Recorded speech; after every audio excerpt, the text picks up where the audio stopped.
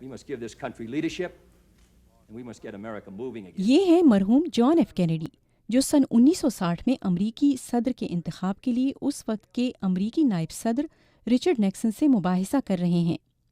اگرچہ یہ بحث امریکی تاریخ میں اپنی نوعیت کی پہلی نہ تھی، لیکن ٹیلی ویژن پر نشر ہونے والی یہ یقیناً پہلی صدارتی ڈیبیٹ تھی۔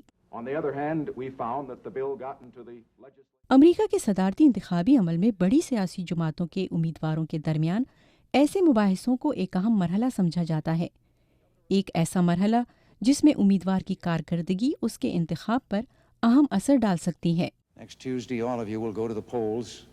You'll stand there in the polling place and make a decision. مباحثے صدارتی انتخابات میں خاص طور پر اس وقت بہت اہمیت رکھتے ہیں جب مقابلہ سخت ہوتا ہے۔ We'll make America strong again. We believe everyone is created equal.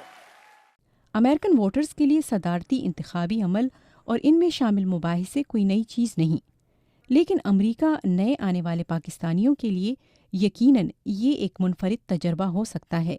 آج کے مباحثے کا فرق یہ پڑے گا کہ جو عقل مند لوگ ہیں، جو شعور رکھتے ہیں، وہ اس سے کچھ فائدہ حاصل کریں گے اور ان کی مطلب کہ ایک لیڈرشپ کو پہچاننے میں جو ایک پرکھ ہے وہ آج سامنے آئے گی کہ وہ کس طریقے سے دیکھتے ہیں کہ لیڈر کو کیسا ہونا چاہیے۔ یہ بڑی یونیک چیز ہے، مثلا یہ ہمیں پاکستان میں دیکھنے کو نہیں ملتا، وہاں تو بہت کم ہوتا ہے کہ کسی عہدے کے لیے جو امیدوار ہوں وہ آمنے سامنے آ کے بحث کر رہے ہوں ایشوز پر، تو یہ یہاں پر ہے۔ مثلا اس سے پاکستان میں یہ چیز ہونی چاہیے، ہو سکتی ہے، لیکن وہاں معاملہ یہ ہے کہ وہاں چونکہ پولیٹیکل پارٹیز اتنی مضبوط نہیں ہیں تو آپ کو پتہ نہیں ہوتا کہ وزیر اعظم بنے گا کون جب تک کہ لوگ الیکٹ نہیں ہو جاتے۔